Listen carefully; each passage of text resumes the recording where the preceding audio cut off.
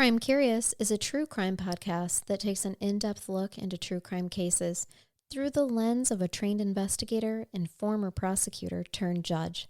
If you are sensitive to expletives, anatomical descriptions, and accurate descriptions of true crime scenes, this podcast may not be suitable for you.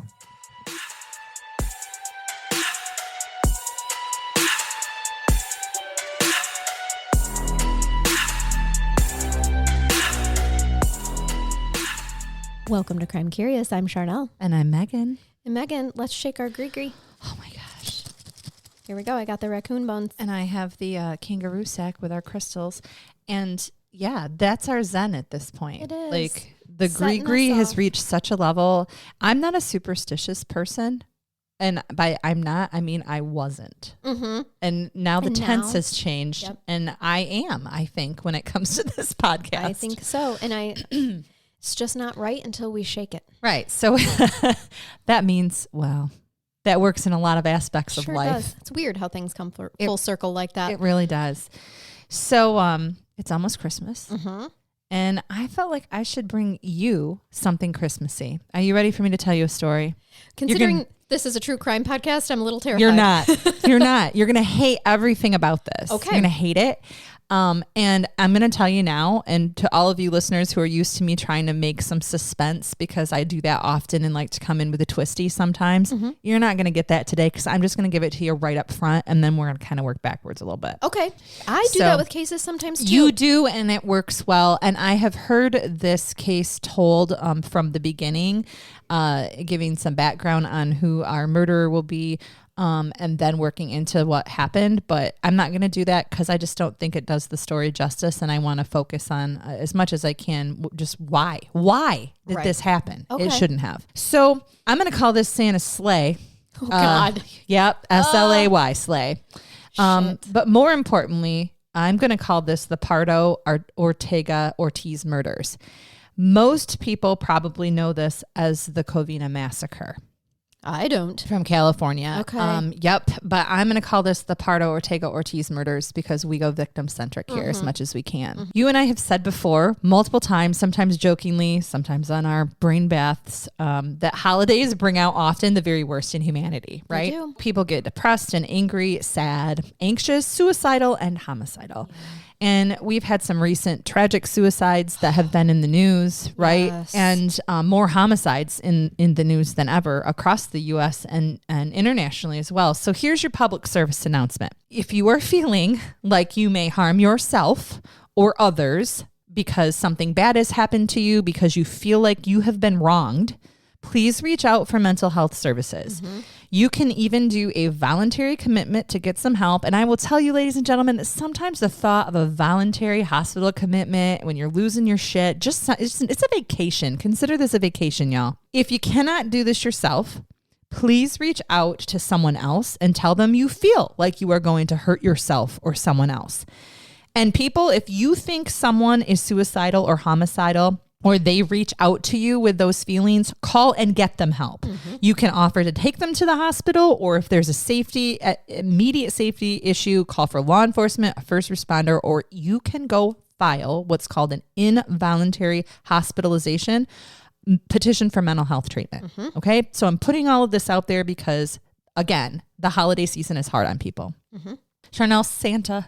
When I say Santa, what does this evoke pictures of in your mind? A big fat man with a big beard that likes cookies and bringing joy to children. Absolutely. Santa is supposed to be a jolly old fat man, either rooted deeply in tradition, or even, if you are not of the religious persuasion, pop culture Santa, right? A happy humanitarian bringing toys to children all over the world. Spreading joy. Spreading joy. So imagine back then to being an 8-year-old girl. And you see Santa, right? The thoughts that go through your head, you're instantly happy. He just brings you cheer. I see Santa through my thick blonde bangs. That's right. I was 8. Right. I think that were probably crooked. I didn't have bangs. I think my mother had chosen at this point in time, love you, Mom, to give me some type of a perm, even though I had curly hair and it was short. So I resembled one of your dogs. A Chia Pet. Yes. Chia Pet Megan. Chia Pet. I bet those would sell. Oh, they would. Absolutely. They would sell. So 8-year-old girl, excited to see Santa, but unfortunately he doesn't come down the chimney. He comes up the front walk. I'm sorry. I'm just picturing Richard Simmons right now. You gave me such a perm picture with short hair. I am way hotter than Richard Simmons ever has hoped to be. Love Richard Simmons. Richard, I love you, but boy, no. Right. Anyway, carry on. The Chia Megan is going to get far. How wouldn't you be so happy to open up a gift and have a Chia Megan? Yes. You'd be so happy. Just know that I kill all plants, though, so no offense. Yeah, but it's the clay underneath that counts. And I feel like our friend Jason needs a Chia Megan and a Chia Charnell. And if there's a way for us to make one of those. Yeah, does anybody have hookups with Chia? You should contact Chia. Just be like, hey. Crime Curious Chia Pets. I don't know what just happened now. I'm going back to topic. Mm-hmm. So this little girl then, unfortunately, Santa's not coming down the chimney, he's coming up the walk. So I'm going to take you to Christmas Eve, 2008. Santa Claus arrived at a residence on Knollcrest Drive in Covina, California at around 11:30 p.m. ready to deliver gifts. He was dressed in his Santa suit of red and white, carrying a very large present. There is a party at the house Santa is arriving at. Christmas music is playing. Adults are playing cards and talking, and children are playing in the home. Someone yells, "Santa's here!" And then a beautiful little 8-year-old girl, Katrina Yusufpolsky, opens the door and runs to greet Santa to hug him. Before she can get her little arms around him, Santa pulls 2 handguns from his Santa suit and trigger alert. With one of them, he shoots her in the face. Oh my God. This home belonged to Alicia Ortega and her husband, Joseph, who was referred to affectionately as Papa Joe Ortega. They had all of their adult children, grandchildren, and even extended family members from Mexico to their home for a Christmas party. And a little bit about Alicia and Joseph. So they became citizens here in California in the U.S., but they originally met in a small town in Mexico, were sweethearts, met as teenagers, and literally lived the American dream where they got their citizenship here. They started a business. I believe it was a powder coating business, and were able to provide for and raise beautiful children and grandchildren, and everybody loved them. This couple has been together since they were young, and I believe that Papa Joe's 80 at this point, and Mama is Alicia's in her early 70s. Okay. So they typical, honestly, American family, having a true Christmas holiday party. Adults were playing some Texas Hold'em in the front, if you can picture it, right? I can absolutely picture it. Yep. And in Michigan, it'd probably be euchre. Yep. And the kids are, most of them, all of them, sent to the back of the house. They're playing video games. Yeah. Right? That's what kids do. Definitely. Well, 8-year-old Katrina had come to the front of the house and excitedly opened the door to a man dressed as Santa Claus. But underneath that Santa suit were black street clothes, 5 9mm handguns. Oh my God. And $17,000 in cash plastic wrapped to his body. And also in one shoe was a printout for a ticket on a Northwest Airlines flight to Moline, Illinois. Santa Claus, who Katrina went to hug, was her uncle Bruce Pardo. Oh my God, he knew this family. He was holding this large gift. He did. And Katrina fell to the floor, of course, after being shot in the face. And this whole thing is a trigger alert, what I'm going to give you next. Right. Bruce Pardo begins his rampage at this point. Hiding in the gifts were a homemade flamethrower on a trolley and 2 of the 5 9mm semi-automatic handguns. What the fuck? Bruce had been recently divorced from Sylvia Ortega Pardo in a marriage that had lasted just over a year. And Alicia and Papa Joe were Bruce's recent, as in within the week, ex-mother and father-in-law. Oh my God. The divorce had been settled the week prior, and Bruce was found to owe his ex-wife, Sylvia Ortega Pardo, $10,000 in the settlement, and she also was going to get to keep the dog in the engagement ring. And I'm going to give you more info on this later. It is speculated that this is what caused his rage, as he argued to the courts that Sylvia had been living with her parents, not paying rent. She partied in Vegas. She had a luxury car, and he didn't believe that she deserved the money, the ring, or anything. After shooting his niece, Bruce began firing, and bullets from the 9mm, the 9mm that he was holding, showered the room. James Ortega and his brother Charles were shot next. So these are two of Papa Joe and Alicia's kids. So Okay. James and Charles, they're shot next. Charles is the first one to shout, "It's Bruce. This is Bruce," because he's in a Santa suit. Yeah. As he was attacked, he screamed for the family to run. Papa Joe and Alicia, so this is the grandparents, and their daughters, Letitia, Alicia, and Sylvia, who is the ex of yeah. Pardo, and then their daughter-in-law, Teresa, who was married to either James or Charles. I'll get to that in a moment. They attempt to hide under the kitchen table, under the table. And despite having been shot, by the way, both James and Charles, the two boys, the sons, they tried fighting the guns away from Bruce. Okay. Irma Chapa Ortega, who is a cousin to the adult Ortega children, she had been visiting from Torreon, Mexico, and said that James and Charles struggled to get up even after they were wounded. And she's quoted as stating to the media, "Even bloodied, they got up, they stood up. They tried to grab him to stop him, but they couldn't."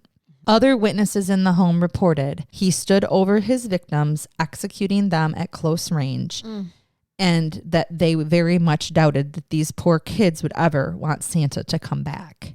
Yeah. Bruce shot those that were hiding under the dining room table, execution style, All of them? using using two of the handguns that he had in his possession. Oh my God. Many of the other adults in the home, there's 20 to 30 people in this home. Of course. They're having a big family Christmas party. They figure out what's happening and are able to run to the part of the house where the children were, grabbed them, and escaped through the back of the house. Okay. Thank God. But if things couldn't get worse, Bruce had planned his attack so viciously on this family. As people are laying dead and wounded and others are scrambling to get children out of the home, he unwraps the package that he was carrying and pulls out a homemade flamethrower. It contained, so it's described as like a flamethrower on a trolley, which explosive experts later stated that they had never seen the like of. So what he had done is he had used his engineering background, which we will get to modify an air compressor into a flamethrower. That's why he needed the trolley. It was. He couldn't just carry it. Correct. Yep. Exactly. So at this point, he uses this homemade flamethrower to spray racing fuel gas. And we're familiar with that here because we live close to an international speedway. Yep. And you can buy racing gas at our gas stations. Yep. And the home is engulfed in flames. Sure. At this Within point. seconds, Within I'm sure. seconds. With the number of people in the house and the wall of flames coming from the house, there were multiple 911 calls coming in to report the massacre that had just taken place. The only one of the adult Ortega children to survive was Letitia, who had been under the table with her sisters and mom and dad, who died under the table. Letitia was also the mother of the 8-year-old girl, Katrina, who I will at least not leave you in suspense. Although she was shot in the face, she was alive. Wow. She's the one that called 911, and she told the dispatcher, "I heard the shots. Everyone started panicking and running. We all dove under the dining room table." She is screaming on the 911 tape, "My daughter is shot in the face. It is Bruce Pardo. He is shooting everyone." Bruce Charnell, I don't think he anticipated what would occur with the flamethrower. He obviously knew what he was going to do with it, right? Using it as a weapon, right? Did it backfire and get him Well, too? I don't think he anticipated what would happen with racing fuel gas in a flamethrower with burning fireplaces in the home. Okay. So the fire caused by the flamethrower caused an explosion with flames soaring up to approximately 40 to 50 feet and took 80 firefighters an hour and a half to extinguish. 80? Holy shit. The majority of the children with the exception of Katrina and 17-year-old Michael Ortiz, were able to escape unharmed. So only 2 17 and unders are harmed.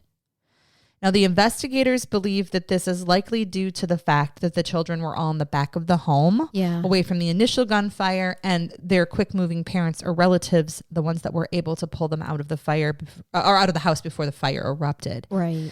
So there's 3 people who were wounded but able to survive the attack and make a full recovery. 8-year-old Katrina, who the bullet struck along the side of her jaw, she was injured but survived. There was also a 16-year-old girl who was shot in the back while running away from the wall of bullets, who survived. And then there was a 20-year-old who had been upstairs when the attack began, and she broke her ankle jumping out of a second-story window. Sure. Okay. Mr. Pardo here had torched the house with the help of 18 gallons of this racing fuel. God. It took, as I stated, those 80 firefighters 2 hours to put it out. The relatives who he gunned down, and here's another trigger alert, were burnt beyond all recognition. Sure. There had been so many people in the home that, they have to do some legal identification here at this point. And so it was so bad, and the fire burned so hot that they actually were only even able to identify each one specifically with dental and medical records. 9 people in total would die, including Alicia and Joe Ortega, their 2 sons, James and Charles, 2 of their daughters, Alicia and Sylvia, the ex-wife, Alicia's son, Michael, the 17-year-old, who was upstairs playing on a computer during the attack and is believed to have been killed in the explosion. And both daughter-in-laws, James and Charles' wives, Sherry and Teresa. So there are several children that lost both of their parents. Yeah, I'm going to get to that. But I believe maybe 19. Isn't that the number? I'll correct myself if I'm wrong later. Children were orphaned on that date. My God. So our murdering Santa is Bruce Pardo. Well, Bruce was also injured during the attack. When the house exploded, and again, it is speculated, there is evidence that would show that Bruce didn't intend to be injured in this attack. Sure. He suffered from 2nd and 3rd degree burns on his arms. The burns were so bad. This is the part where, there's some karma somewhere, that pieces of the polyester Santa suit melted into his skin. Good. He's ripping the suit off while there's pieces remaining in his skin, putting on street clothes, or at least attempting. He had street clothes on underneath, but I think trying to hide what's happened here, and drives his rental car to his brother's house in Sylmar, which is about 30 to 40 miles away from the Ortega home. So he's just burnt with 3rd degree burns. He's driving. Well, I'm not going to leave you in suspense here either, because once he gets to the home, which is his brother's home, he commits suicide by putting a gun in his mouth. Oh. His brother was not home at the time of Bruce's death. So Bruce originally had a getaway plan. As we indicated before, there was an airline ticket. Right. So they found that there was an airline ticket from Los Angeles to Illinois with a layover in Minnesota. And Bruce had called an old high school friend a few days before and said that he was planning to visit. But investigators were unsure if he actually planned to visit or if the flight was to throw off investigators. Sure. Because Bruce Pardo was suffering from burns and was unable to rip off parts of the Santa suit, it is believed then that he decided not to go through with his plan. Police found the $17,000 in cash cling-wrapped, that saran wrap stuff, to his body, to his legs inside of a girdle. Okay. And his rental car had been parked a block from his brother's house. So that was his getaway money. Yeah. That he was taking with him. Well, the car, when they found it, had been rigged with remnants of his Santa suit that would detonate with black powder if removed. At his brother's home, they found 4 handguns that were empty and at least 200 rounds of ammunition. Jesus. A bomb squad had to fire, we've heard this in cases before, they had to fire an incendiary device to do almost what's a controlled explosion, or what is a controlled explosion. Yeah, because you can't just have people going in there to investigate. Nope. So they just burned and destroyed it. Yep. Once they saw what they saw, found what they found with it being rigged, they destroyed it. Back in his own home. His brother's home. Yeah. God, could you imagine, you guys, just think about that for a second. His brother's home was just incinerated because of his actions too. I mean, geez. It wasn't his home that was incinerated. It was the car. Just the car? Okay. Yeah, it was around the block. The home was not incinerated. His brother found him. Okay, with the gunshot wounds to the head. At He his house. put it in his mouth. So they, of course, searched his own home, and Bruce had been living in Montrose, California at the time. They recovered 5 empty boxes for semi-automatic handguns, a Benelli M2 tactical shotgun, and a container for high-octane fuel tank gasoline. They also found what they described as a virtual bomb factory in his home. I bet. At the time, one reporter said, this divorce shattered Bruce Pardo. It became his obsession, and Bruce began to plot ways to get back at Sylvia. I think that he decided that he wasn't just going to kill her, but was going to kill everything that she loved and wipe it off the face of the earth. And that's exactly what it sounds like. Yep. As the dust settles here, right? So you've had this massacre. Almost a whole family is gone. Oh, yeah. They start doing some significant investigation about how in the hell did this happen and why. Well, what they found was that some things had come up in the divorce and even in the marriage between the Pardoses, between Sylvia and Bruce. She had made a discovery, and the discovery had caused her enough concern to file for divorce. As this discovery is made, Bruce is angry with the person who gave her the information, who happens to be his mom. So, yeah, mom literally during the divorce, and I'll get to that soon, she sits with Sylvia and her family, not her own son during the divorce. Okay. I'm sure you can imagine that some people, you never know what your neighbor is, right? Of course. He was a great guy. He was a God-fearing Christian. He went to church, regular churchgoer, volunteered. He'd pop over. He was the kind of guy who'd be like, hey, how's your dog? Just the kind of neighbor everybody'd want to have. Up until the familicide thing. Yeah. I mean, up until the fact where he's not safe to be around anybody, right? Yeah. Let's talk about Mr. Pardo's life here. I figured you were going to get to that. We're gonna. Paul Pardo, he grew up in the San Fernando Valley in the 1970s. He was the son of an engineer, showing a knack for mathematics at an early age. And he graduated from John H. Francis Polytechnic High School in Sun Valley. After graduating from high school, he went to Cal State Northridge to study computer science. He loved being the center of attention. He is described as being quick to a joke. And even if you find this kind of stuff humorous, and I do, at his Cal State graduation, he carried a life-size inflatable doll across the stage. Okay. Yep. So he's kind of the fun party guy everybody's liking. Friends and coworkers, they called him exceptionally bright. And he actually ended up getting a job as a software engineer at the Jet Propulsion Laboratory in La Canada, Flint Ridge. Okay. He was not the most industrious worker. No? Nope. He liked to have a good time. He was pretty lazy. He liked to do whatever he could to try to get around the system. And he was nosy. Once one of his colleagues stated that he actually hacked into the Jet Propulsion Laboratory computer system to learn what all of his coworkers' salaries were.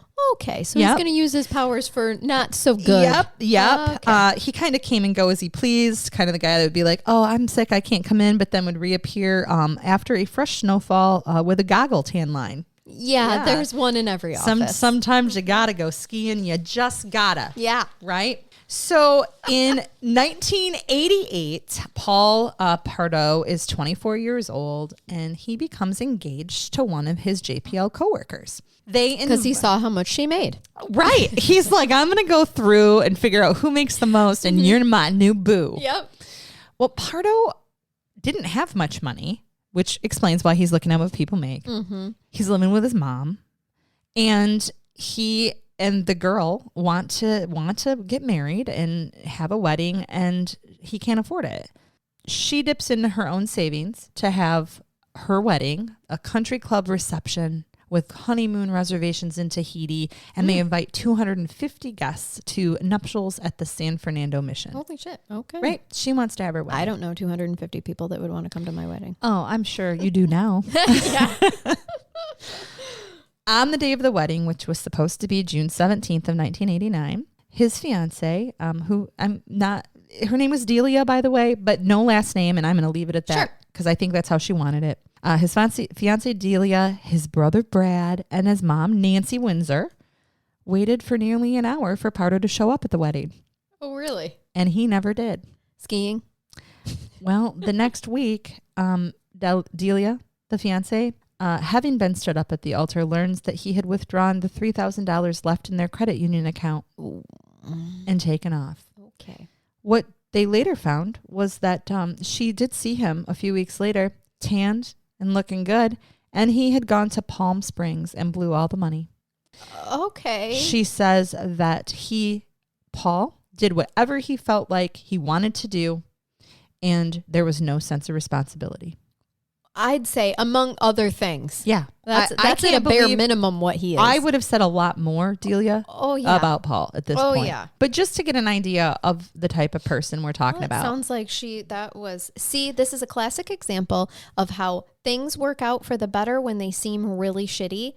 This could have gone much worse for her. This was a blessing, Delia. Yeah, whatever you spent on the honeymoon and the country club and your $3,000 cash that came out missing from the bank account was money well lost. Yep, that's for sure. So Pardo is living the party life. On the weekends, he is inviting his friends out on his boat on Lake Havasu and just living it up. A gal by the name of Tina Westman, who was 39 at the time of this interview, stated he was a big, goofy, lovable kid. She dated him for a little bit, but then says he might have been too goofy. And one of the reasons that ended their relationship was because he got her to join him on a rafting trip with friends, which of course was going to be fun, right? Well, she falls overboard.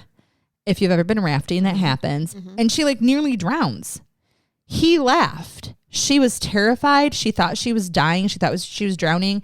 And she said he laughed, and he was so intelligent, but just seemed to lack all of this common sense and even common decency. No empathy whatsoever. None. This isn't surprising to me. No.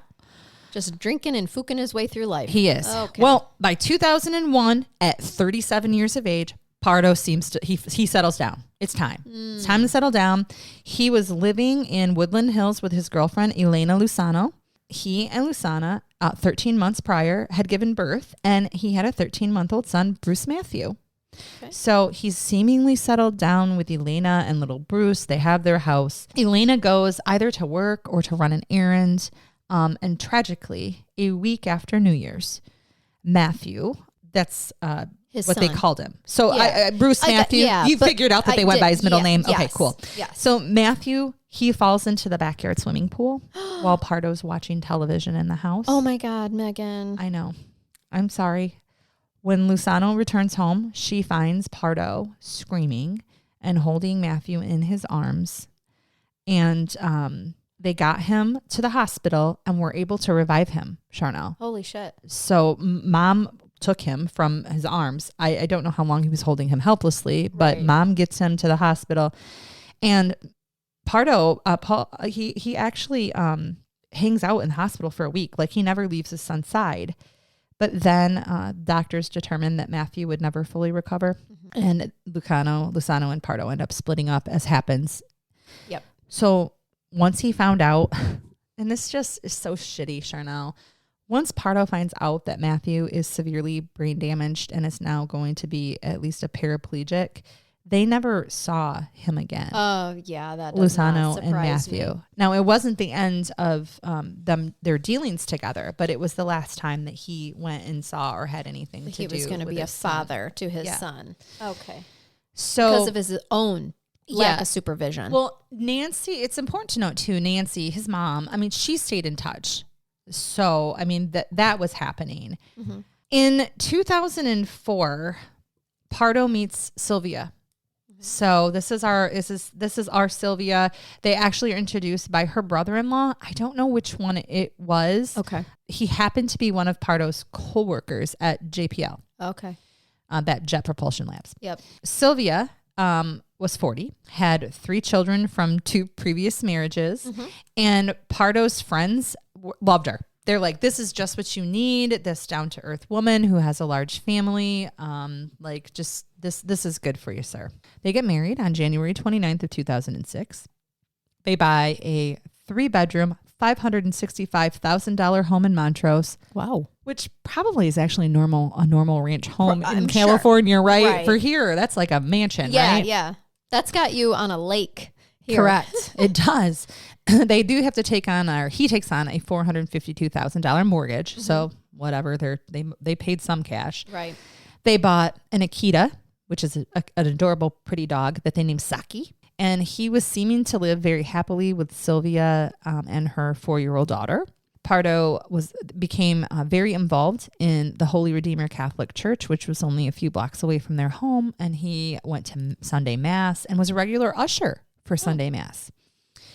At first, he was super drawn to Sylvia's warm and welcoming family. So we've talked about Papa Joe and Alicia, and this is just a super close, tight-knit family. Yeah. I don't believe he'd ever had this before, and large family, right? So everything he's drawn, his friends and family members are thinking this is a great thing. Well, after they had been married for a year, Sylvia started telling her friends and some of her family members that he was becoming super cold and distant with her and miserly, like arguing about money and not allowing her to have access to their bank accounts and just really obsessing about everything that was being spent. Honeymoon's over. Exactly. And at this point, Pardo's mother, Nancy, had grown really fond of Sylvia and of her children. In late 2007, she discloses to Sylvia that perhaps part of the reason that he's so miserly and is so distant with her is that he's still kind of paying some bills because he has a disabled son, and she knew nothing about it. Oh, shit. I wondered if Sylvia didn't know anything about that. Nancy confides to her daughter-in-law that Pardo had a severely disabled son, and he wasn't supporting him, but he was claiming him as a tax deduction. Oh, fuck. Yeah. So, I mean, this is a guy This guy is I'm awful. sorry. He leaves a woman at the altar stealing her money. He, although a tragic accident, certainly responds terribly inappropriately, then claims the disabled child as a tax deduction, although not providing for the child. Right. Well, they separate. Yeah, because now she's like, I see you in a whole different light. I'm married to a monster, right? Yeah. They separate March 7th, 2008.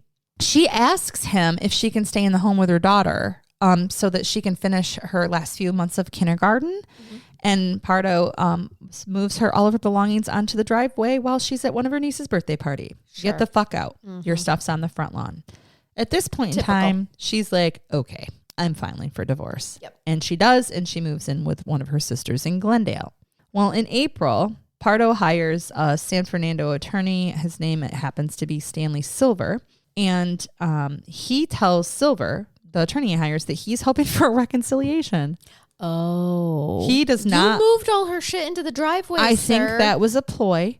He wants her. He wants her back. Yeah. So Silver calls Sylvia's attorney then, Scott Nord, and he's like, yeah, no. My client wants her divorce. Right. Her mind is made up. There's no reconciliation that's going to occur. This guy is horse shit. Yes. On the pavement. Yes. So Pardo's brother, he does indicate that he seemed depressed. Others thought that he had accepted the breakup, but brother's kind of not buying it. Silver, who was his attorney, says, oh, Pardo, he was never upset. He was always congenial. Yeah, I'm sure in your office, like, dude, you don't know nothing. You don't know nothing. You wow. don't know Hold nothing. on. That's a lot of double negatives. That was right a lot. there. Yeah. You know nothing about your client and his previous history. You do he not. is not okay with this. You do not. Interestingly, Pardo's life is tanking. Okay. Yeah, I'd say. He had left JPL and was working as an engineer for ITT Radar Systems, which is a Van Nuys defense contractor. And he was earning like $122,000 a year. Okay. I don't think that that's a significant amount for that area, by the way. Right. But no, not when you tell me that their house Yeah. was almost $600,000. But I suppose in comparison, if you're looking at what you purchased for a house, right, he makes a fifth of that. Yeah. So what they paid for it. But Sylvia makes $31,000 a year as an administrative assistant at a flower company. Okay. Mm-hmm. So he is the breadwinner. He is in control of all of the finances. Yeah. On June 18th of 2008, so months before the actual divorce is final. The judge who's handling their case, because you know how divorces work, right? You get the filing and then some things happen and you have pre-trials and it gets set for a final. Well, he orders Pardo to pay $1,785 a month in spousal support. Okay. And Pardo's first check bounces. Then he writes the second check and stops payment on it. Okay. So Sylvia's attorney, not happy. Right. So at this point in time, I'm going to introduce you to what is known as premeditation at its finest. And a plan has been launched. This is a Christmas Eve massacre, Charnell. He does not want to pay this spousal support. He doesn't want to pay the spousal support. He doesn't want to get divorced. He's angry, in my opinion, with her, but also with his mom. For telling about all of this stuff. And, you know, I didn't put it in there, but let me just go back to that. His ex there who's raising his disabled son. Yes. They did end up having to sue him, his homeowner's insurance, just so that they could get this really small amount, like $200,000, which equates to, she got from the policy like $200 and some a month. Oh, God. Okay. Yeah. Her attorney actually said, you need to sue him personally too. And she didn't. Okay. So this is a nice woman who's just trying to raise her disabled son, and she basically gets enough to attempt to pay for medical care. Extremely expensive. Yeah, and he's abandoned them. June 13th, Christmas Eve massacre. I'm taking you to June 13th. He drove to Burbank. Jesus, he started this planning in June. This is premeditation at its finest. Wow. June 13th, he goes to Burbank. He walks into Gun World, which is a small shop. Let me guess. They sell guns. They do. He pays Gun World. We couldn't come up with a better name. $999.95 cash for a Sig Sauer 9mm handgun. Okay. I like a Sig. That's a nice gun. On July 31st, so we are a month and a half. Had enough time to save up for another one. He gets fired. Oh, okay. I thought we were buying another gun. For billing fraudulent hours. Oh. You were getting there. And applies for unemployment. But when you're fired for cause, you're not actually eligible for unemployment. Nope. So his application's denied. August 8th, Pardo goes back to Gun World. He buys another Sig Sauer 9mm handgun. Unemployed, but we're going to spend money on guns. We are. California law actually limits the sales of concealable firearms to one per customer every 30 days. Okay. Oh. So a month later, on September 8th, he buys a third from the same store. Then he returned for a fourth on October 11th. Wow. And a fifth on November 13th. Holy shit. How often does someone go every 30 days or so to buy another fucking gun? I mean, if you are a collector of handguns or other type of weapons, which is, you're right. I think that if you're limited in that state, maybe there are people who go and they're collecting or whatever. We don't have something quite so similar to that. But yeah, I'm not going to make this into a Second Amendment case. I'm just saying he took advantage of what he was allowed to do and he followed the law. He went and bought the fifth one on November 13th. Okay. So as often happens in divorce cases, the divorce attorneys have to exchange legal briefs, right? So you have a brief for the basis. The judge wants to know the basis, especially if it's going to continue to a trial and not a settlement. So they exchange their briefs in the fall, and Pardo spends most of his time back home in Montrose, where he lived. He's not working, but basically he just kind of occupies his time. He's hanging out at this bakery. He's chilling by a booth, and he watches his dog, who apparently he still has at this point. He has Saki, who's hanging out on the sidewalk, just, being the cute dog, drinking the water. Being a dog. Unconditionally loving his owner, even if he is horseshit. Yes. He doesn't care that he has left women at the altar, stolen money from them, refused to support a child, and has been a complete asshole to his most recent wife. On September 8th, he called his neighbor, Jerry Diotti. Jerry owned this place called Jerry's Costumes. Oh. Happened to be his neighbor. And he's like, Jerry, it's September. And Christmas is coming up, and I want to order a Santa Claus outfit for a children's party. These are custom made. He drops off the $200 deposit. Wow. And says, I'll return in November to get the suit. And Jerry's like, you got it, man. Cool. So during August and September, which was just prior to ordering the Santa suit, and throughout September, he applies for jobs in the high-tech industry. Not many companies are hiring at this point in time. He is having significant financial difficulties, okay? It's a recession right now. Mm-hmm. Well, the judge who's hearing their divorce case, he does agree to suspend his support payments, his spousal support at this point in time, because now he's unemployed. There's been a change in circumstances. So he reaches out, Pardo does, to an old high school friend, Steve Irwin. Oh, gosh. Irwin, E-R-W-I-N. Not the Steve Irwin, no. but yeah. This Irwin lives in Iowa with his wife and 6 children. And he and Pardo, they had not been in touch for several years. But when he hears how upset his friend is and that he's just really struggling with this tough time, he invites him to Iowa in October to help him celebrate his own 45th birthday. So Pardo arrives. He decides to go to Iowa. And while he's there, he confides in Irwin about the divorce. And he's like, I've been sitting home and thinking about this. He says, I'm just fucking sick. I'm embarrassed that every time I go into court, my personal life is dragged out here publicly. My me getting fired, my finances, my disabled son, all this getting dragged out publicly. I'm not even speaking with my mother. He indicates that they're barely speaking, and he acknowledges that she has not only taken Sylvia's side, but she has taken a sitting with Sylvia's family at the divorce hearings.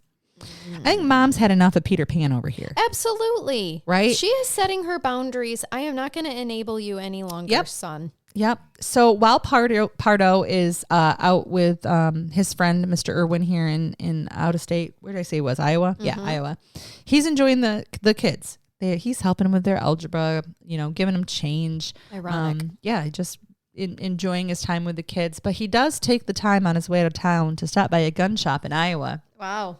That's surprising. And he buys 16 handgun magazines, each of which holds 18 bullets, which is 8 more than are allowed in magazines sold in California. Okay.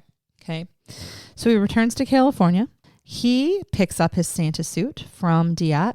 And I don't think it's atypical to order a Santa suit that's maybe a little bit bigger because you want to stuff it, right? Yeah. You got to have the big Santa belly. Well, he had specifically asked that I have extra room because Pardo, if I haven't told you before, is 6'4" and 275 pounds. Holy shit, we have a linebacker. He is a big motherfucker. Damn. And he now has a big motherfucking Santa suit. Oh, God. He picks up the suit, pays the $100 remaining on his bill. Don't you think $300 is pretty cheap for a custom-made Santa suit? Yeah. For a gorilla like that, for sure.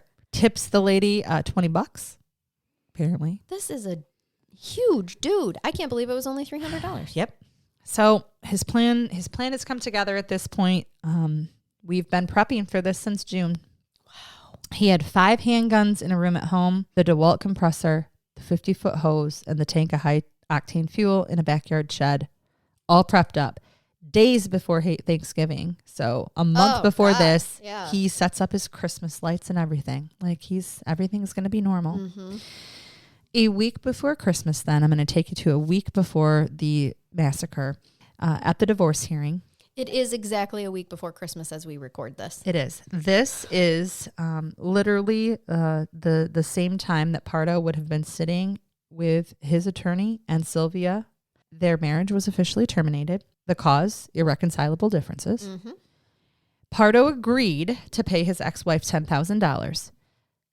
And let me just clarify that when we say Pardo agreed, it's part of the settlement. Yes. He didn't like it. No. So what had happened was the judge had ordered that Pardo get to keep the home. Mm-hmm. But he was going to have to pay her $10,000 to get to keep the home. Right. This is how this works usually. It or they tell you, guess you're selling the home. Right. And then you split any proceeds equity is in it. After you've paid your mortgage. Exactly. Yep. She gets to keep the diamond engagement ring, which he was not happy about. And she got to keep the dog Saki. Oh. I saw some podcasts where they're like, and she got the kids. I'm like, well, they were her kids. I guess I was confused as to why that even would have been in consideration because I think people were confused. But Pardo and her did not have children together. Yep. He only has the one paraplegic brain damaged child. Yes. So, of course, she gets to keep her children. Correct. Yep. But the fur child Yes, went to her. That's the sore spot, I think, for him. You know, I am glad that you point this out because, you know, when they specifically note things like Joe spent some of his time hanging in cafes with his trusty dog, his BFF,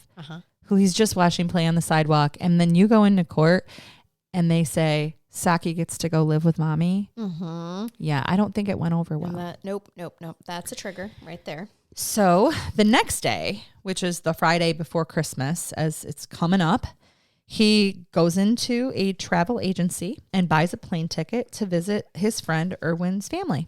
Like he's going to go and visit his friend again. Okay. Like he did he's before. Getting out of town. I wondered who he knew that he, okay. Yep. So that was where the ticket was to. So he returns to the travel agency then on Monday, just a few days before Christmas, pays $650 cash for the round trip ticket to Moline, Illinois, the closest airport to Erwin's home.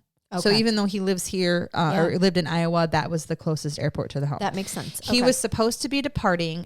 It does. And I think it's good that we clarified because you're like, who's in Moline, Illinois? We've only heard about the friend in Iowa. Right. No. It's because it was the airport. Yes. Kind of like people might fly into Toledo or something or even Chicago to come see us if they didn't want to fly into Detroit. I've had people fly into Cleveland, Ohio. Absolutely. To get to us. Absolutely.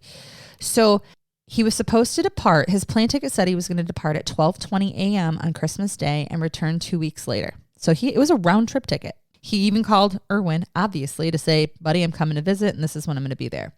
So that week before Christmas, he does a few things that are odd. He rents a Dodge Caliber from Budget Rent-A-Car and then a silver Toyota RAV4 from a place called Rent-A-Wreck, which I love. Oh. He packs the Toyota RAV4 with maps of the southwestern United States and Mexico, water, food, clothing, a can of gasoline, a laptop, and a desktop computer. This is just in case he needs to get away and not get on that airplane. I think the airplane was just to throw investigators off, like you said in the beginning, that he was never going to go visit his friend. That was his getaway vehicle. Do you think? Well, check this out. See if this helps you at all. I think this is the part of the plan that didn't happen. Yeah, most definitely, because he didn't anticipate getting burnt. Well, on Christmas Eve, before he goes to commit the massacre, he drives the Toyota RAV4 that's all packed to Glendale. Okay. And he parks it near the home of Scott Nord, his ex-wife's attorney. Oh, shit. It is theorized that he planned to drive the Dodge to Nord's house after the Covina killings, and attack and kill the attorney, Nord, and then make his escape in the Toyota. RAV4. Yes, that's what they think the plan probably actually was. Okay. Well, shit, he wanted to take out everyone who had anything to do with this divorce. I only saw it once, but there was some speculation that he may have also intended to take out his mother. Mm-hmm. But none of the evidence that I've seen indicates that. Okay. But this one with Nord, his ex-wife's attorney, Sylvia's attorney, it was parked around the corner. The RAV4 was. Yeah. At 6 p.m. on Christmas Eve before the massacre, he calls Erwin, his friend in Iowa, and his wife, Michelle, and they said he sounded down, but he said he'd see them the next day. I don't think he was going to see him the next day, do you? Like, I don't think he even planned on it. No, he was going to take that RAV4. Investigators, of course, aren't sure that he really intended to go to Iowa. They agree with what you just said, Charnell, that it was either to throw them off of his trail or it was potentially a backup plan. Mm-hmm. Sometime this evening, he's sounding down. He's not sounding right to his friends.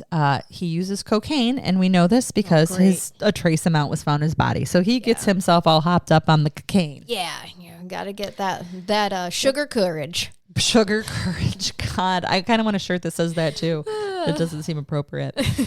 I love this guy's name, so I won't laugh too hard. But later that night, so Pardo's next door neighbor, his name is Bong Garcia. Bong Garcia. I love it. Hi, Bong. Oh. He steps on his porch to have a cigarette with his nephew. I'm sure it was just a regular Marlboro. It just had tobacco in it, everybody. Well, Pardo walks by, greets them, says, I'm going to a Christmas party. Didn't seem like he was mad or anything. He's in a Santa suit at this point, right? Yeah. I don't think that he was in the Santa suit at that point. I think he took it with him. I believe that this change happened. Okay. No, I saw that, but that's got to be wrong, Charnell, because if he had all of this shit, underneath his Santa suit, I suppose he could have stopped and changed. It does not say what he was wearing when he left, but they did notice something odd. Bong notices that his neighbor left. He had 2 really nice cars, his black Cadillac Escalade and his white Hummer in the driveway, and he got into this blue Dodge parked on the street. Why does he have no money in such nice cars? Does he also sell the cocaine? I don't know. I don't think so. I mean, that would definitely be a way for him to make money and not have to pay spousal support with that non-reportable income. I'm just, out of all of this case, I'm like, he can't afford those vehicles. I think you're right. And my guess is that he couldn't afford anything and is probably in debt up to his neck. Yeah.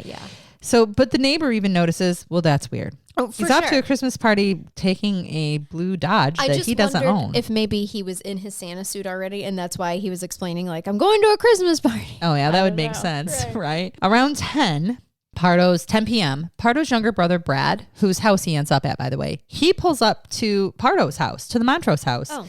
And they had arranged to go to a friend's holiday party. He was being honest when he told the neighbor that, but Pardo was at home. So he's like, all right, well, my brother's not here, right? Exactly. And you know what? I bet he did think that. This is a man that leaves his fiance at the altar. Brad was there. Right, exactly. His brother and his mom were there. Just par for the guy. That's Pardo. Mm-hmm. Par for Pardo. Par for Pardo. Later, he's a no-show at the Holy Redeemer Catholic Church where he was a member and where he had signed up to be an usher. He was a consistent usher. He was supposed to be an usher for midnight mass. You are a dick because it's hard to find volunteers, and you told them you'd be there. Exactly. So interestingly, it's at 10 when his brother gets there to pick him up. 11:27 is when the first call from the Covina massacres called in, the first 911 call, and of course he didn't show up midnight then. Just 33 minutes later to mass. To mass. Yes. Yeah, that's a lot of unaccounted for time. You may be right. He could have spent that time strapping all the money to himself and putting on his costume and just basically enjoying his cocaine high. Trying to figure out his plan himself too, right? To do this. He's got two options now. He does. Mm-hmm. He can take a jet plane, or he can get in his car and drive to Mexico. Or an option of not killing anybody and just going to visit his friends. We know that option was never one. I mean, he's been planning this since June. Yeah. So jumping ahead then to where I started the story. When firefighters arrived and the house is engulfed in flames after Pardo has sprayed the racing fuel, intending to ignite it with a flare, by the way. But then, of course, he didn't take into account those 2 fireplaces. They triggered the explosion. Mm-hmm. So killed along with Sylvia, of course, I indicated were her parents, 2 brothers, their wives, her sister, and her 17-year-old nephew. I'm going to read these to you specifically again in just a minute because we do like to do our victims justice. The 8-year-old niece that was shot in the face survived. 13 young people were orphaned that Christmas Eve. Oh, my 13. God. As the house burns, Charnell, a neighbor saw the blue car drive away from the scene with its headlights off. And they later found, like right out of a movie, a pair of fake glasses and a Santa cap dropped in the front yard. Oh my God, that is like a movie. He drove the 40 miles to his brother's home, has the 2nd degree and 3rd degree burns on his arms, hands, back of his neck. He also had leg burns and his Santa suit had melted into his skin. This is when they believed that he realized a clean getaway was no longer an option. Right. 3:10 a.m. is when Brad's brother returns to his own home. From his Christmas party that he went to. Not the home in Montrose, his own freaking home. Right. And this is where he finds his brother's body sprawled on the living room couch, 2 handguns by his side, having shot himself in his mouth. And he noted before he called 911, he was still wearing his wedding ring. I feel really bad for Brad in this situation, too. He's also a victim. I think most people do. And I want to point out, I think that's why there was so much explained about how him and his mom, Nancy, that were left at the altar, too, basically. Yeah. Like, this is just their life with this selfish man. I'm going to talk to you about our victims. And again, super close, tight-knit family. Mom and dad had come here, Alicia and Joseph from Mexico, and just living the American dream. And it's just so tragic. Culturally, this makes sense to me. Yeah, right? Mm-hmm. So first there were 9 people that were unaccounted for after the Christmas Eve incident. And of course, these are the 9 people that died then. Sylvia Pardo, Pardo's ex-wife, who was 43. Alicia Ortega, her mother, who was 70. Joseph Ortega, her father, who was 80. Sylvia's brother, Charles Ortega, 50, and his wife, her sister-in-law, Sherry Ortega, who was 45. Sylvia's other brother, James Jr. Ortega, who was 52, and James's wife, Teresa Ortega, who was 51. Alicia Ortiz, who was 46, was Sylvia Pardo's sister. And then Sylvia Pardo's nephew, who was Alicia's son, Michael Ortiz, was the 17-year-old, the youngest one to die. He was the one that they believe died in the explosion upstairs. 12 years after the massacre, there was a interview that was done, and they spoke with Letitia and Katrina Yusufpolsky, her daughter. Letitia said that, of course, Katrina had some surgery to repair her cheek. She was shot in the face. Of course. They've done everything they can to work to maintain the family's traditions and happy memories. The remaining family, they still meet for dinner every Christmas. They exchange gifts and they share memories that they have of the family they lost. Instead of attending church, though, on Christmas Eve, they go visit the cemetery where their family is all buried. Oh, my God. One of the nephews who had lost both his parents in the massacre, he actually became the guardian of his 3 younger siblings who were orphaned. Yep. And Letitia and her husband took in her sister's youngest daughter. Okay. So she's got her daughter, Katrina, and then they took in her sister's, Alicia's, not Alicia, she's Pete's, Sylvia's youngest daughter. She said that she's worked to save Christmas for the surviving children by telling them that was not the real Santa. And the kids actually were sent, I love this, Charnell, they were sent to a grief camp, to a camp that deals with grief and trauma. Oh, good. She is quoted in the Los Angeles Daily News as stating, Letitia is, everywhere you turn, there are memories of what we used to have and then memories of that night. You can't escape it, Letitia says. Christmas will always be there, or we continue to celebrate it. Although the active investigation wrapped up almost 10 years ago, the detectives who assisted in the investigation, Charnell, continue to keep in touch with the surviving family, especially around Christmas every year. Oh, that's amazing. Katrina, this was painful for them, too. It was. To come up on this. So this is Christmas the biggest Eve massacre, at least at this point in time, in that area of California. This is a suburban area, a lovely little area where this shit just doesn't happen. I mean, there's crime, but not a massacre, a whole family. And can we recognize that more than likely the first responders and the officers that are on duty on Christmas Eve are the low guys on the totem pole? You got it. They don't have the seniority to be able to take that time off with their families. And this is what they have to see. I love that you pointed that out. And 80 on Christmas Eve night, 80 firefighters respond to try to put out this. Do you know how many of those were probably volunteer as well? Oh, sure. That's a huge amount. Getting called people out of your home on Christmas Eve and then having to deal with a family's biggest tragedy. Yes. Like not getting over this. Yep. So I am sorry that was your Christmas story from me. Wow. But, I just cannot. You're like the heat miser right now. I don't even know. Oh my gosh, that's right. Tell me, is it the Miser Brothers? Yeah. And the heat miser. What's the name of that? Which Christmas movie is that? That's not the year that Santa forgot. Yes, I believe so. Yeah. All right. Yes. Way to go, would Scrooge. You like, right, Miser Megan. Would you like a brain bath? Well, I need more than a brain bath. I want a hot tub followed by a swimming pool, possibly a waterfall in Tahiti, something. Okay. I want all the waters. Cleanse me. Holy water, something. I'm going to do something for you right now. I would like to tell you the story of let me just back up. But I gotta do this. Put your signal on. Beep. Okay. Beep, beep. We're backing up. Men sometimes like to do things for their wives or significant others, girlfriends, that they think will help keep them safe. This is something that you might want, right? Mm-hmm. Now, when you think of an anniversary gift that you would like to come from your husband, what type of things might you think of? that's going to keep me safe, or just in general? Just in general. Their heads go to safety sometimes, and I don't. But us, no, I would be happy with flowers, a night out. Take me out to dinner. If you're feeling fancy, maybe like a nice little necklace or bracelet. Nothing too expensive, but just to say, I love you, wear me around your neck and remember. Okay. Me. How about a pocket taser stun gun? That is it on your list? Not on my list. First of all, the man has seen me walk. He knows I'm not capable of carrying a taser safely. Right. Well, here's where we are. Pocket taser stun gun, a great gift for the wife, was submitted by a guy who purchased his lovely wife a pocket taser for their anniversary. This is from Doodle Oogles. It's a Tumblr. Doodle Oogles. You made fun of my newser.com. I'm going to make fun of Doodle Oogles. Doodle Oogle. Also, say that a few times fast. I kind of want it as a nickname. Doodle You got Oogle. it.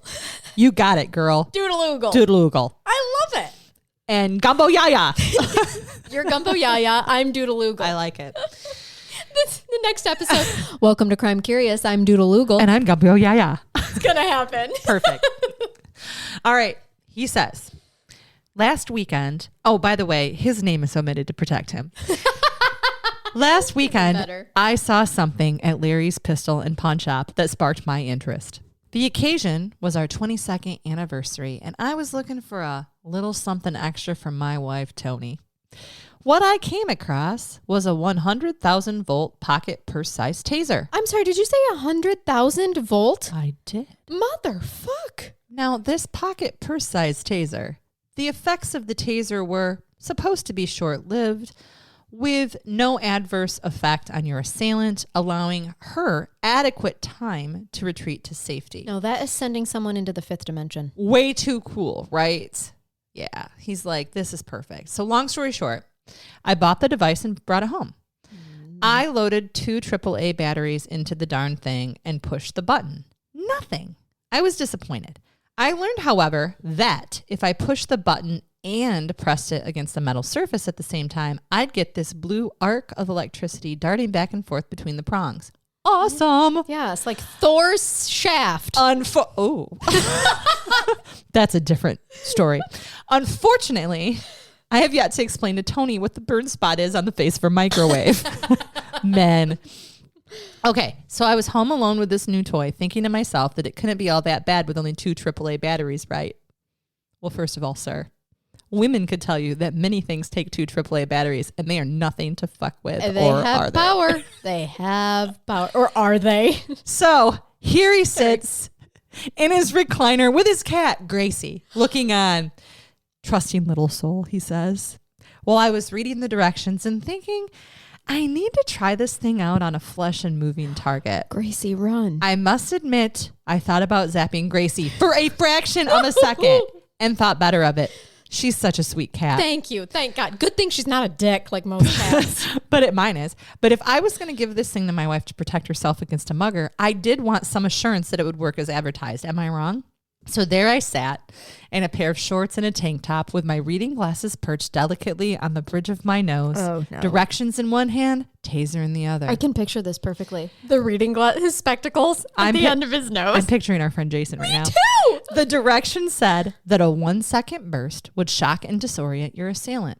A 2-second burst was supposed to cause muscle spasms and a major loss of bodily control. Oh, God. And a 3-second burst would purportedly make your assailant flop on the ground like a fish out of water. That's where you get to the fifth dimension. Mm-hmm. Well, it is with the battery-operated devices that we are aware of as well. Yes. Any burst longer than 3 seconds would be wasting the batteries.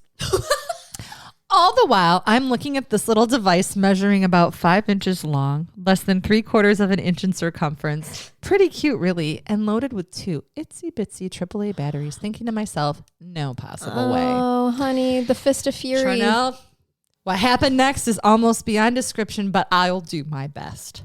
Oh, God, did he shit himself in that chair? I'm sitting there alone, Gracie looking on with her head cocked to the side as if to say, don't do it, master. Reasoning that a 1-second burst from such a tiny little old thing couldn't hurt all that bad. I decided to give myself a 1-second burst just for the hell of it. I touch the prongs to my naked thigh, push the button, and holy motherfucker, weapon of mass destruction. I'm pretty sure Jesse Ventura ran in through the side door, picked me up in the recliner, then body slammed us both on the carpet over and over and over again. I vaguely recall waking up on my side in the fetal position, tears in my eyes, body soaking wet, both nipples on fire. Testicles nowhere to be found, with my left arm tucked under my body in the oddest position and tingling in my legs. And Gracie laughing The hysterically. cat was standing over me, making meowing sounds I'd never heard before, licking my face, undoubtedly thinking to herself, do it again, do it again. Human, wake up, you dumbass. Note, if you ever feel compelled to mug yourself with a taser, one note of caution. There is no such thing as a 1 second burst when you zap yourself. No, you you will can't not pull let it go. away. You will not let go of that thing until it is dislodged from your hand by your own violent thrashing on the floor. A 3 second burst would have been considered conservative. Son of a, that hurt like hell. A minute or so later, I can't be sure at this time because time became relative at this point. I'm telling you, he was in a different dimension. I collected my wits, what little I had left, sat up and surveyed the landscape. Where are my nuts? My bent reading glasses were on the mantle of the fireplace. Oh my God. How did they get there? My triceps, right thigh, and both nipples were still twitching. My face felt like it had been shot up with Novocaine, and my bottom lip weighed 88 pounds. I am still looking for my testicles. I am offering a significant reward for their safe return. And he quotes, life's hard. It's even harder when you're stupid.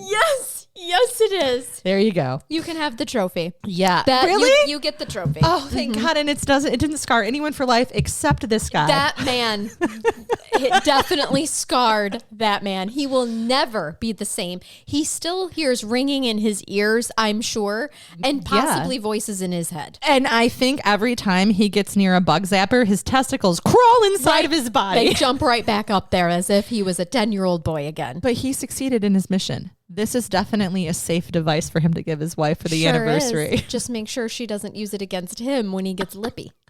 I'm betting he's a lot nicer. In the future, sir, if you're going to choose a AAA battery device for your wife, maybe don't go with the taser. The Fist of Fury would be a better option than what you just I don't even want to know what that is, but I don't know. I've never actually seen one. Good. I just hear about it. Good. I don't think that we should look that up. I think our phones are traumatized enough. I don't recommend that you do that, but I hear a real thing. I have no idea. It's just a joke amongst friends and I. All right, y'all. So this is the time that we're going to tell you that you need to look us up on social media. Yep. And should probably consider as a Christmas gift to yourself and others joining Patreon. And can you tell them how to do that? Yes. Go to patreon.com/Crime Curious. There are literally hundreds of exclusive content episodes for you to listen to.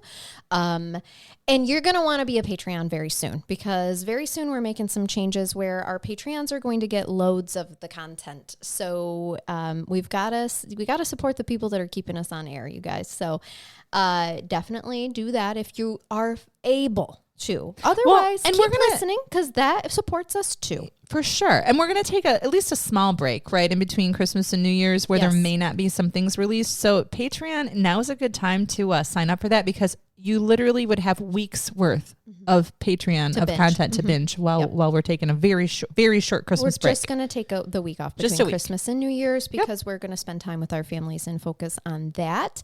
And then, hit the ground running in the new year. So we're not going anywhere. We have loads of cases you guys have suggested. If we haven't covered your case yet, do not worry. We will. We will. We'll get to it. We're doing so much research. Yep. Feel free to send us case suggestions. That's the other thing. We don't have a team of people behind us. We are doing our own research. We do all our own stunts. We do. We sure do. We do all our own stunts. I do bend over and kiss my own ass several times. I've seen her do it. She's getting very flexible. And by the way, the squats are working. Thank you. I have been squatting. Yes. All right. Mostly so when I go to the bathroom in public restrooms, I you don't can have hover. I don't have to worry about the legs shaking. I've got thighs of steel, man. I can do that. Gotta hover. But all right, you guys. Keep it curious. Yes, Megan coming with her line. We gave her that job now. And you already said follow us on social media. Follow us on social media. You're like screwing me up because I don't Keep even it know. curious. And until next time, bye-bye.